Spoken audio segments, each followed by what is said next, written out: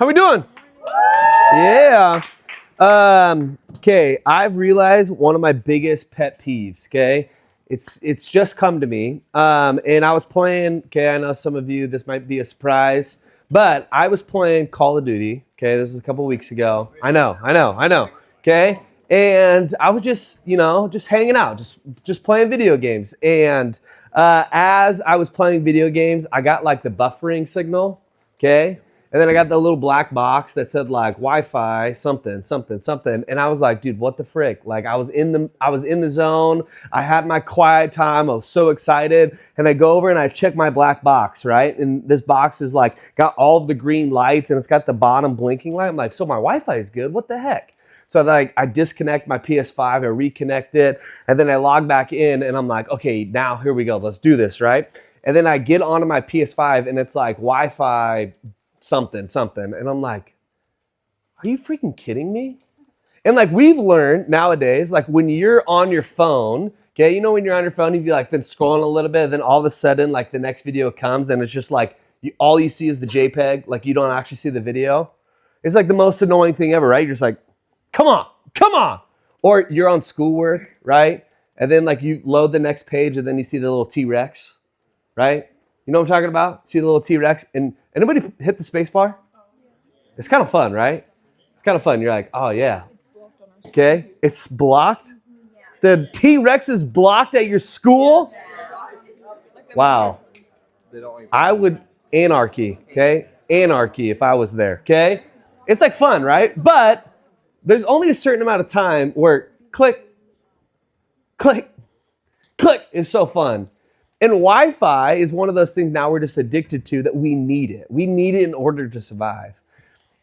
But what I've learned through countless conversations of talking to Cox, but what I've also learned is that Cox Communications, okay, my internet provider, I've learned is that it's not always the Wi-Fi's problem that's causing an issue, but sometimes it's what's disturbing the Wi-Fi that loses the connection to the device.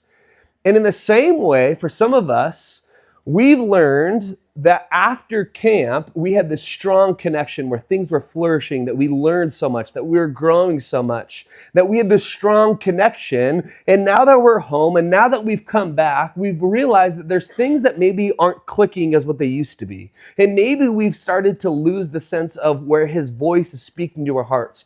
Or maybe we haven't necessarily heard how he's teaching in our hearts and in our minds about how he's moving and directing us of how we can be obedient to him. And we've lost this connection to God and we almost feel disconnected from God.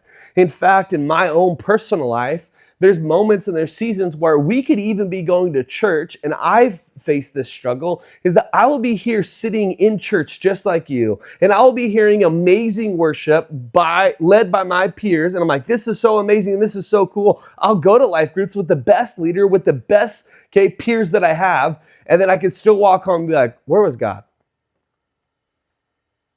Where was God? God, why aren't you speaking to me? God, why aren't you teaching me something? And it's that we feel disconnected. And today I want to have a conversation about not necessarily that God has left us or that God has forgotten about us, but the idea more about how things have gotten in the way from us being able to see or hear God, and maybe there's something interfering in our relationship with God. So if you have your Bibles, go ahead and open up to Psalm chapter 22. Psalm chapter 22. Not Palms, okay? Not Palms, but Psalms. Parker, do you mind hitting the other two lights so like these ones come on? It's so dark in here. It's so dark. Okay? But Psalms chapter 22. Oh yeah, now I can see you guys. Okay? And the other one too, which is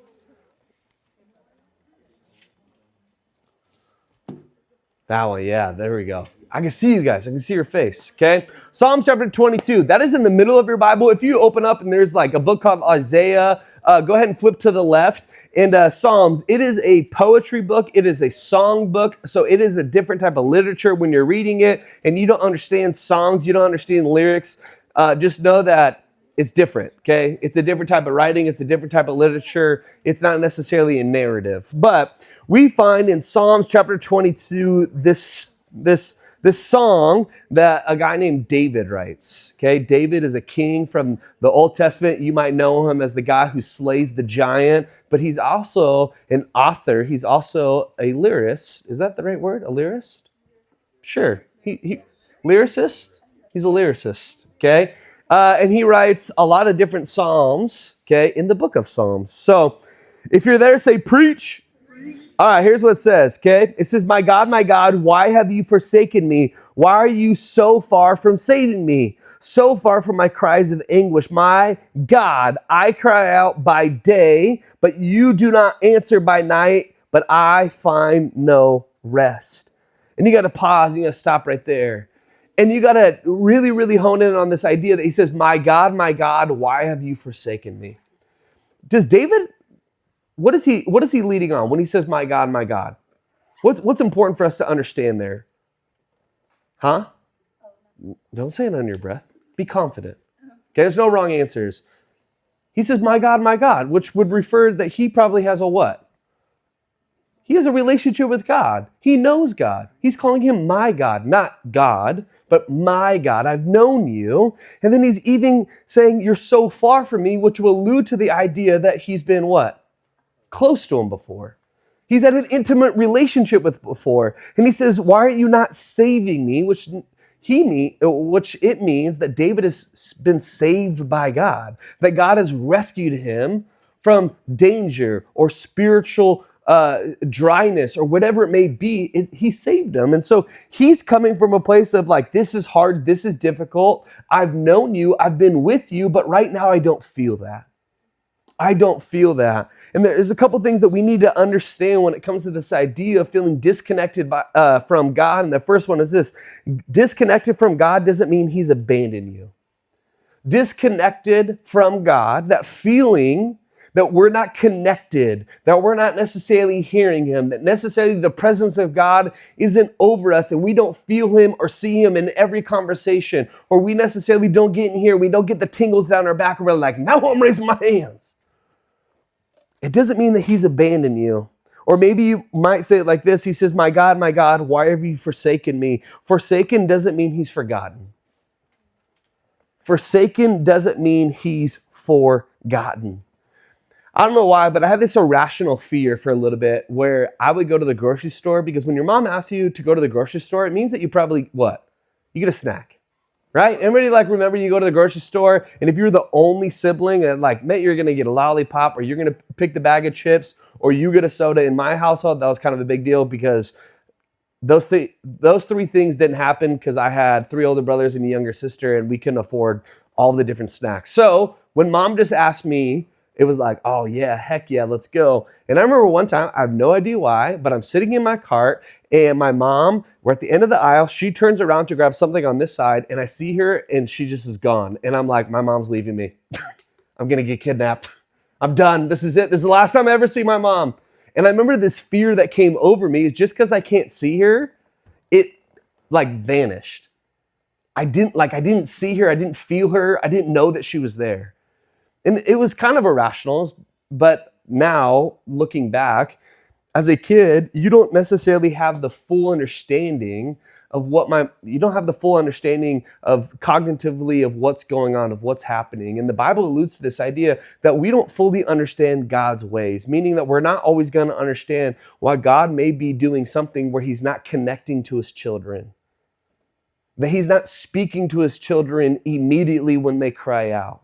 In fact, you're in good company if you're saying to God, my God, why have you forsaken me? Is because in Matthew chapter 27, verse 46, there's a story where Jesus is on the cross. And as Jesus is on the cross, he's suffered. He has been ridiculed. He's been mocked. He's been going through one of the most difficult, insane things ever. And he actually gets on the cross and he quotes Psalms chapter 22. And he says this, my God, why have you forsaken me? Verbatim. Meaning that Jesus says, my God, where have you gone? My God, I feel disconnected. My God, where's my fellowship with you? And to get real cheesy, okay, is Jesus did not operate on Wi-Fi, but that guy was connected to God. He was hardwired into God, meaning that, do you think Jesus ever felt disconnected from God ever before? No. But in this moment, he experiences what you and me have felt before, or what you and me will experience, and that we will feel disconnected from God. We will feel disconnected from God. And in fact, in this moment, Jesus isn't just doing something where he's experiencing the abandonment of God, but he's actually doing this so that we actually never have to be eternally abandoned from God. So that we can always have a relationship with God. We can always know that God is for us and with us, even when we don't feel it. And here's maybe the most important thing that we need to understand about this idea that he hasn't abandoned us. Is silence doesn't mean he's absent. Silence doesn't mean he's absent. How many of you hate silence? Anybody hate silence? Okay. Anybody like go home and the first thing you do is you turn on music? Anybody? Okay. Anybody turn on the TV? Like you immediately just turn on the TV? I'm one of those people. I get home, if it's quiet, like I turn on the TV, I turn on music, I turn on something because I hate silence. And we live in a day and age where I think that we like noise because we don't want to feel alone. And when we don't hear from God or don't feel from God, we feel alone. And that's exactly what David feels. He feels alone. But know this, is silence doesn't mean that you're alone. It doesn't. It does not mean that you are alone, because you have to also know that Jesus felt alone, but it doesn't mean that God left Jesus, and it doesn't mean that God has left you. The last thing is this, okay? Or the last thing of understanding, feeling disconnected is this. Disconnected from God doesn't mean you have broken faith. Disconnected from God doesn't mean you have broken faith. David is honest and he's raw and he's real of saying that he necessarily feels the hardship and the weight of his circumstances. In fact, there's a lot of different things that David went through that were hard and difficult, and they were overwhelming, and they were weight-bearing, and they weighed on his heart in a lot of different ways and different capacities. And you could say that he is very justified for crying out, just like you and me. Maybe there's family issues. Maybe there's health issues. Maybe there's relationship issues that are weighing on your heart that you're not seeing fruit from. You're not seeing God intervene from. And you're like, my God, where are you? And because our prayers aren't answered, because God hasn't intervened, because relationships haven't been restored, our mental health hasn't been healed, or there is not a resolution to the problem that we have, we're like, God, where are you? And when God doesn't intervene, we then say, what? What am I doing wrong? Why is this broken? Is it broken because I'm broken? Is it jacked up because I'm jacked up? Did I not say the prayer right? Did I not go to church enough? Was I not honest and vulnerable enough with my life group leader? But just because God isn't intervening and taking away the problem, it doesn't mean we have broken faith.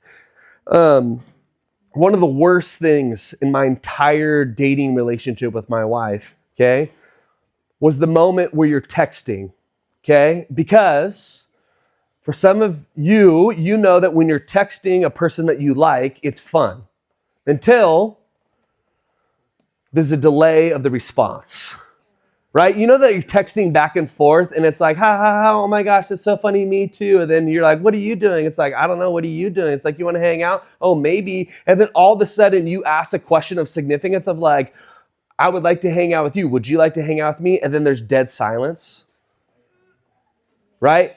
Or you're texting back and you're like, she was texting back like every 5 seconds. And now it's been 15 seconds. What did I say? What did I do? Right? And you're just like immediately going to the worst case scenario. And then after the silence, there's the ... You know the ... It's the worst because you're like, what are you going to say? What are you going to say? What are you going to say? I just want to know what you're going to say. It's like, oh, please respond with good news.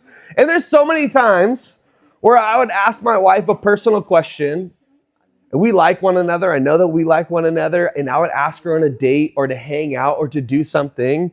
And there'd be the ... And then it would disappear. And I'm like, oh no. And then the ... would come again. And I'm like, oh, okay, this is it. She's going to say, I don't like you. You're ugly. Why would I ever be interested in you? And then it go away again. You're like, oh my gosh. Okay. Oh my gosh. Or my wife's really bad at texting. They leave you unread. I don't know why that is a feature on an iPhone, but they leave you unread. And if you leave people unread, I don't think you should be allowed to be a Christian. Okay. It is one of the worst things ever that you could do, especially in a dating phase. You ask them something intentional and real, or you send a sweet text about how much you care for them, or you're trying to be the man who's wooing her to like you, to convince that you're actually a good man, and they leave you unread, okay? They leave you unread. And for me, and maybe for you, you've experienced this before, is that you become such a mental head case where you go to the worst case scenario in these moments. You go from the worst case in these moments, and then you immediately, there's something wrong with you. There's something what you said. There's something that you've done that they haven't communicated to you yet. And they're just waiting for the right moment to say, I don't like you. You're the worst. You smell bad, whatever it is. Okay? And really, I think what often happens when it comes to us feeling disconnected from God, it's not the distance from God, but it's the difference from our head to our heart that's really off. Is that our heart that's connected to our head isn't necessarily believing the things that we know are true about who God is. Because our heart is listening to the feelings of what's happening around us. And David is emotional. David is emotional enough to say, God, where the frick are you? And he's crying out to God. He is emotional. And I love what this next part says. And if you can just track with me, there's only 4 more verses that I want to encourage you in. These are the next 3 verses. He says, yet you are enthroned as the Holy One. Follow along with me. You are the one who Israel praises in your ancestors. We put your trust in you. They trusted and you delivered them. To you they cried out and were saved. In you they trusted and were not put to shame. You see, David knows that his heart is far from his head. So he needs to get closer to what his mind believes, what is true about God. And he reminds himself of true things about who God is, because here's what he knows, and here's what me and you need to know about faith, is faith doesn't survive on feelings.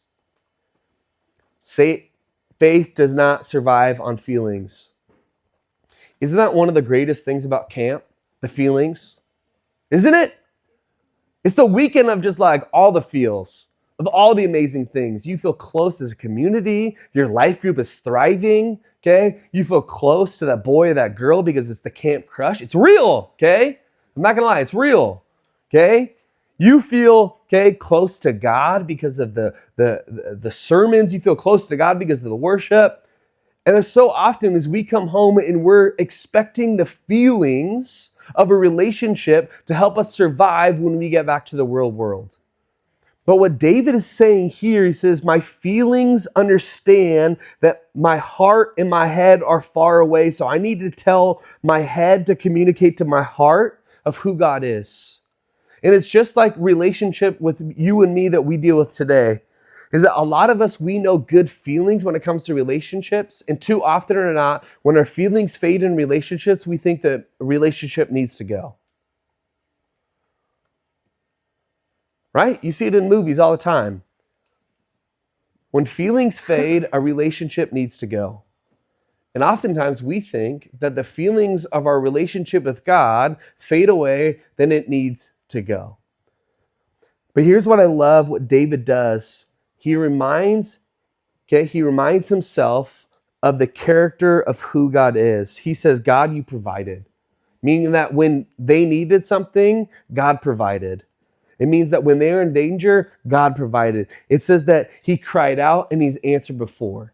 He says, we've had moments where we've been real, we've been honest. We're like, God, this hurts. God, this is painful. God, this is overwhelming. God, I don't know what to do. he's answered. He says, God, you are different than any other God. You're a God that we can count on. He says, he is holy.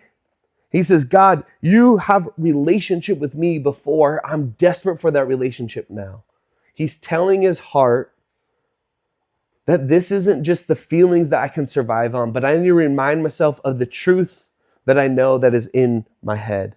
Faith is a commitment to his word, and it's the trust of no matter what comes our way. And here's the thing that this is going to look like for you and me in today's world. That when we feel disconnected from God, we need to do this. Write this down. Trust in God's character. We have to trust in his character. Character, if I were to ask you, what's the definition of character, what would you say? I know you're writing down, trying to ask you two things at once. Guys, you can't do it. It's nearly impossible. Girls, you can. You're good at multitasking. Okay? Guys are like, don't tell me what I can and can't do. Cut out a little, thing. Tell a story at the same time. See if you can do a story and cut something out at the same time. Easy? We'll show it afterwards, okay? What does character mean? If I were to ask you, what does character mean, what would you think? Because you hear character of God, you're like, whoa, that's kind of a big word. That's kind of a big sentence, okay? It's overwhelming. What does it mean? Personality. Their personality. We think personality, right? Morals, okay? Who they are. It's the sum of who they are. It's the sum of who they are. We know because David just said this. He says, our God is holy. Our God is worthy. Our God is different. Our God is reassuring. And our God is someone who saves us. I have a friend. His name's Tyler. And me and Tyler have known one another since 6th grade. We actually met in Kids Praise. That's what children's ministry was called. It's called Kids Praise, okay? Back in the day. And I met him actually a little bit before 6th grade because his dad was my table leader, believe it or not, okay? Mr. Through, okay? That's what you used to have to refer your table leaders to here at Kids Ministry. Mr. and Mrs., which is crazy, okay?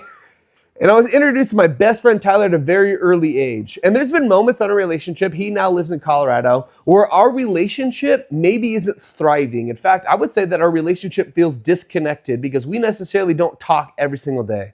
We don't necessarily talk a whole lot over texting. In fact, he's the kind of person that I'll text him and he won't reply, not just for a couple hours, but for a couple days. Okay, like literally a couple days. I'm like, bro, are you dead? Like, are you alive? Where you at? Okay. And there's times that I often think that did he forget about me? Or did Tyler lose interest in our relationship? And I start to have moments of bad days, or I feel frustrated, or I feel like maybe there's something that's going on. But here's the thing that I've learned when it comes to my relationship with Tyler is that as soon as I start doubting Tyler or doubting our relationship, I just look at the past 20 years of our relationship and know that Tyler's always been there. Because his character as a friend, that he always loves me no matter what. That he's always willing to give me the truth no matter what. That Tyler, even when we aren't talking, I know that we're still good. You see, a lot of you know that there's a relationship in your life, maybe your parents, maybe your best friend, that even though you're not in sync, even though it's not the best of best, you know that you can count on their character, that they love you, that they're there for you, they're going to provide for you. They want to spend time with you, even though maybe they don't have time. And so when it comes to this idea of trusting in God's character, is even though you feel disconnected, you can trust that God's character is going to override your feelings of feeling disconnected. And here's my last thing of why I think this is so important, okay? Is it actually, we're going to skip a little bit of Psalms because he kind of rambles on about how hard in life is. He's kind of like a 13-year-old boy. He just got his Game Boy taken away. He kind of whines, okay? But he says something that is very, very profound in Psalm 22, verse 24. He says this, okay? He says, for he has not despised or scorned the suffering of the afflicted one. He has not hidden his face from him, but he has listened to his cry for help. He says, even though that God has abandoned me, he's never left me. Even though it feels like God has left me, he hasn't. Even though I feel like he's turned his face from me, he hasn't. Because I think sometimes when we feel disconnected from God, if you want to go ahead and write this down, is feeling disconnected from God can drive us into a deeper connection with God. Feeling disconnected from God can drive us to a deeper connection with God. Maybe what God is trying to teach you right now is don't survive on a mountaintop. Maybe what God is trying to drive you towards if you feel disconnected is don't rely on a weekend to refill you. Maybe what God's trying to teach you in this moment of feeling disconnected is it's no longer your parents' faith, but it's yours. Maybe what God's trying to teach you is it's not the formality of prayer at night, but maybe it's the daily practice of just walking with God and saying, God, I can talk to you at any time.